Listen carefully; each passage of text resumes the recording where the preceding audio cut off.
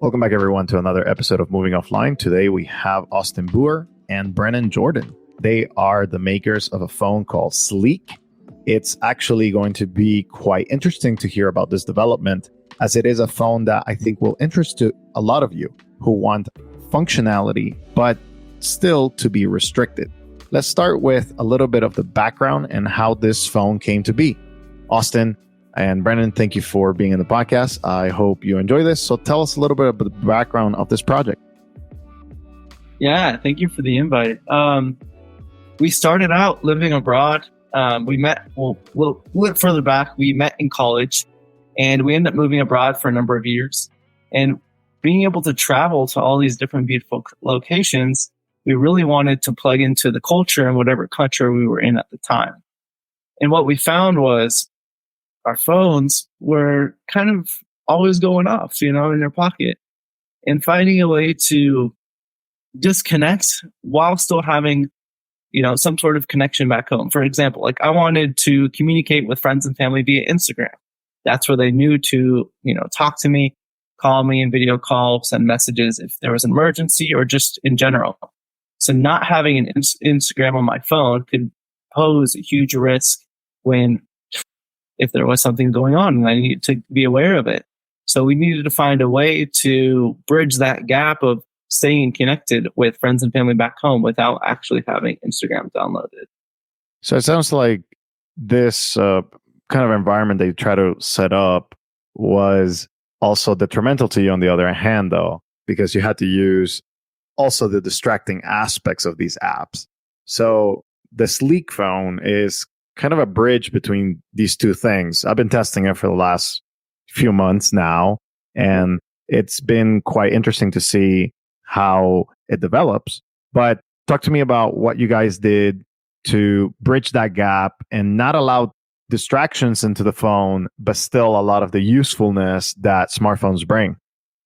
We really put a lot of thought at the beginning into what is the principle we're going to have for really defining what that middle ground is between super helpful for communication and life utility type functions, but not going too far and saying, oh, now it's just a normal smartphone.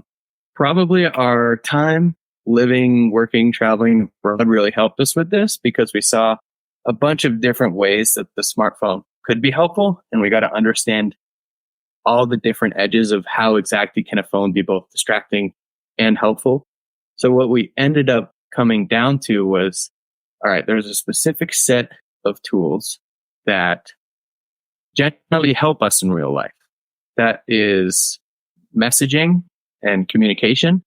That's mapping for navigation. That's personal finance. That's money. Music. We find that music is generally a necessity, even though it doesn't seem like it.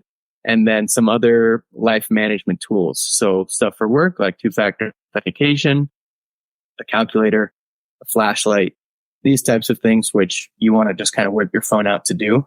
So anything that explicitly serves a communication or utility function, which helps you interact in the day-to-day life, that reduces the frictions of real life because of some tool in your phone, that's what's allowed.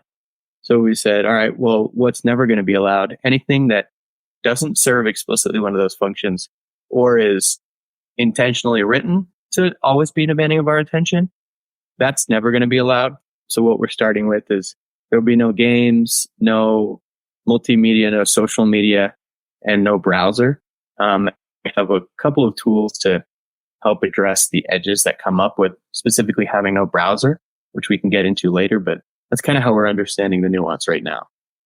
So it's a phone that has a lot of the utility, but none of the distraction, which sounds like the dream phone for a lot of people. It sounds like something that I can live with for my job or for my needs. As somebody who is definitely on the dumb phone, more kind of like usage, I have learned to live without a lot of these tools, and I've learned to do more of, kind of just life in general. And I have seen how your store has expanded. You have a store in the phone, right? And you have expanded different apps throughout that time. Some apps I don't think I'll ever use, like the prescription app. I think you have a friend that may be a doctor that needs to prescribe things. But talk to me about how you gather user feedback and how you're building this with the community in mind, and not just like, okay, I'm pie in the sky, just my own thoughts, but you're listening to the feedback back and forth. Yeah, I mean, we are building for ourselves, but at the same time, we're building for everyone who really wants to use this as some sort of solution. And with that, we need to be in constant communication. We're reaching out with our alpha testers once a week via phone call, as well as the people who are already purchasing and getting into the beta.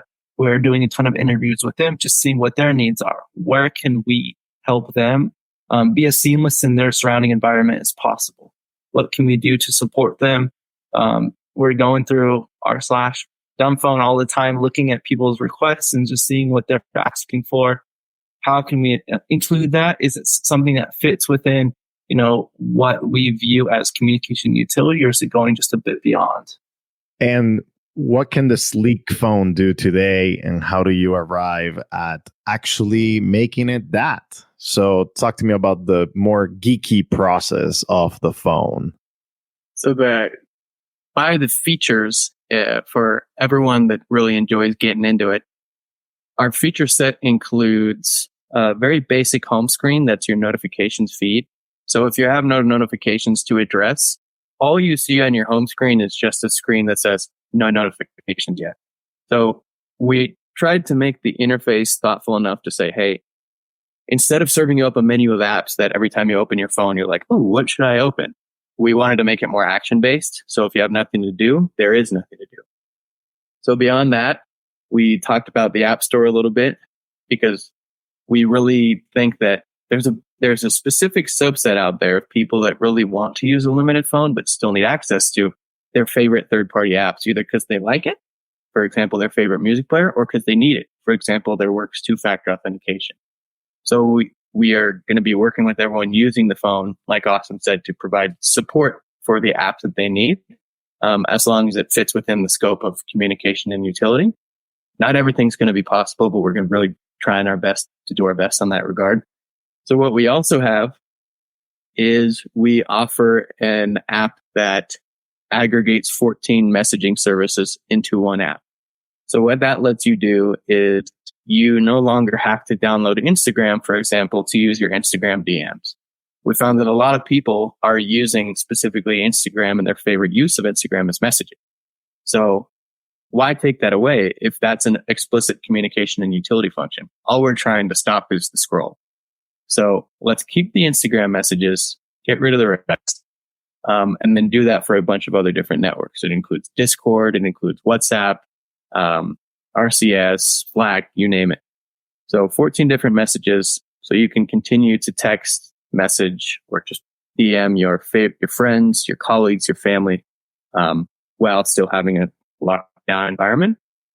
And then finally, we found that a lot of people really want to use QR code scanning. And if you're using a flip phone, it's very frustrating, and very often you have to switch back, especially in urban environments, because you're like, boy, I cannot go out to eat because every single restaurant on my block has QR code menus and no paper menus. So we said, okay, this sounds like a necessity. So we built the QR code scanner in for that reason. And finally, because we deleted the browser, we needed some way for people to answer life's everyday questions. You know, how do I make a really good taco? How do I change a flat tire? This is not necessarily a distracting activity. Many people even consider it necessary. So we needed to figure out a way to do that. So what we did is we built in what's called an answer engine. An answer engine, think of it like Google is a search engine. It serves you up a list of links to answer your question.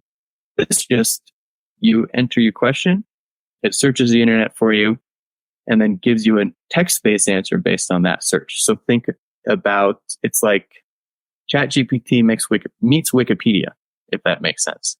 So it's connected to the internet, up-to-date, real-time information to the day, but only text-based output.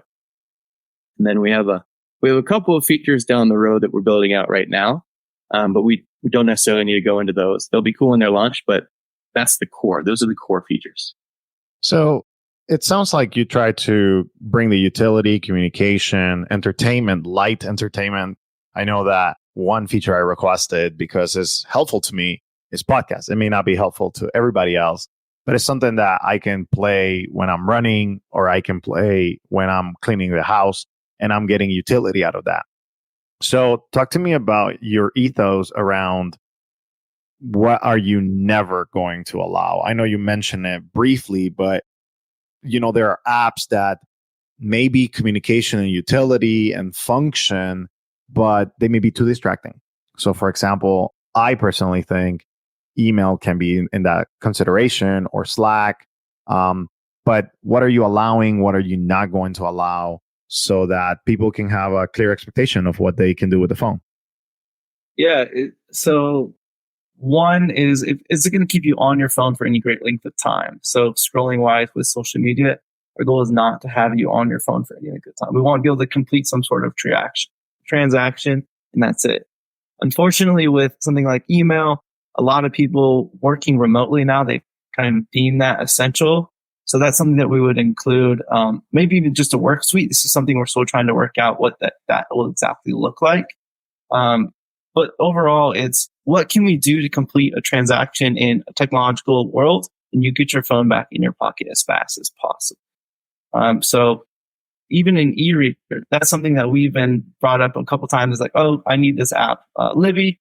Is it something that you can provide? And for us, if you're reading the book on your phone, then you're still having your phone out. So that's something that we've been kind of struggling with, is how do we deal with these apps where they're intentionally good, but they are keeping you on your phone for any great length of time. We're open to discussion on where that nuance is too. Mm-hmm. We've been playing around with, do we want a community voting system for, is this a go or a no-go? Or are we going to just say, hey, this is the line? There's a lot of nuance here. and we'll be the first to say that we are not the arbiters of truth here. There's definitely some interpretation to be made. But for example, some communication and utility apps, we are not allowed to provide because it provides some sort of backdoor into some behavior that we don't enjoy. For example, the Outlook app, it's a great email aggregator. You can have all your emails across all your different platforms in the Outlook app, but they have a feed. If you go click, so they got their email, they got their messaging, and they got a feed tab. And the feed tab is just news. It's like the Yahoo homepage, which it's not something that we can allow because that type of feature is not something that we ever want to permit on the platform. But Jose, I just wanted to make the point that you're right. We don't necessarily out of the box solve the endless pings if you are constantly in your email inbox. That's something that we need to provide, like Austin said, emails. So what we're thinking at that point is we start with what information are we providing? On the communication front, it has to be direct and personal messages, phone calls, as well as emails. But we're not going to stop at what are we providing. We're also thinking deeply about how are we going to provide it. So what's going to come in the future is, here's the information the users want. How are we going to deliver this information in a way that's also considerate of their time and attention? And there are some fun little tools that we're playing around with. So you can, for example, maybe prioritize and time gate some notifications from some apps and silence others during some times. Maybe you can set intervals for when you want your notifications to be delivered. For example, only push my notifications every 5 minutes or every 10 minutes. And other features similar to this to really be courteous of smoothing out the pings, so it's not as in your face all the time. So that's something that we're really thinking about as well. And it'll be coming out in the future. Yeah, it sounds like you're thinking about a lot of future decisions and engaging with the community, which is very, very important. As we start wrapping up, you would try to keep the interviews always short and sweet so that people can get back to their lives. But something that I think about, and I've been saying more often, I'm actually writing a blog post on this matter that is going to be called Your Device Amplifies Your Lifestyle, which means that devices are inherently neutral at the beginning, but our lifestyle truly is amplified by them. So, for example, I own a light phone too, and that device can only amplify so many things about my lifestyle. If anything, it does the opposite. It reduces other aspects. If I want to be online too much, I can't. It stops me because of its design. And I think providing a smartphone like you guys are doing, or a smartphone looking device that only amplifies a certain section of the online life that I need to have, I think that's a good concept that we need more of out there, right? Like, right now, full smartphones, not, customized or, done in a different way. They amplify everything. So if you have a deficiency in any kind of sense, or, maybe some sort of dependency on a different app, it's going to amplify your usage and not actually provide the experience that you truly need. Let's talk about the cost, which is quite important to a lot of people. And why can't I just do this myself? Yeah, so currently the cost is $333. And this is just for people getting into the beta. We want to do what makes sense. So long-term wise, we're going to work with everyone who's beta testing the phone, see what makes sense in the long term to charge. Is it a month-to-month payment? Is it a one-time payment? Just initially the 333 makes sense because they're going to be getting the device as well as our software on the device. They'll be getting free software updates for life. So no matter what we end up changing the pricing model to, they'll be grandfathered in. So there won't be any surprise payments for them. And then we really just want beta testers to be working with us. And that's what this whole initial next couple of months is about, is working with this initial group of beta testers. One, to build that community, and two, build up this feature set so it's ready to go long term. That's good. That sounds like a fun number, $333. And it's fair, right? Like, you guys are working on this, have been working on this. Of course, there are cheaper solutions out there. Like I said, you could build it yourself, but then you have to learn, right? Like, you're essentially asking for, hey, I'm giving you a device, the convenience of having software, listening to your feedback, and putting apps maybe there that go with the ethos of the device. As always, I like to leave my guests with the final word. So if you guys have anything to say, go ahead. So our main goal with this project is we want people to be intentional with their time. Life's a beautiful place, and by too many times now, we're stuck on our phone for great lengths of time. You look back and, I was on my phone for 4 hours. I have no idea what I was doing or how I got there. So we just want people to be intentional. If you go out for a hike, be intentional about it. If you do want to learn something and go on YouTube to learn something, be intentional about it. Just don't get stuck through the rabbit hole. There's so many cool things. And I think for the last couple of years, we've got so used to watching people live their lives, whether it's mountain biking, rock climbing, people doing book reviews, that you forget to kind of do it yourself. And we really want to empower people to do it themselves and just go out and do cool stuff.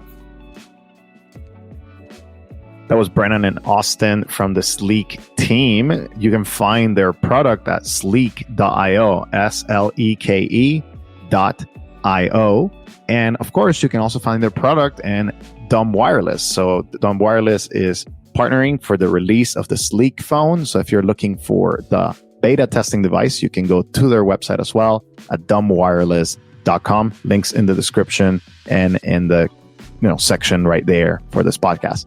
Thank you for listening to the Moving Offline show today. And as always, we love when you send your comments or questions. You can reply on the Substack, or you can find us.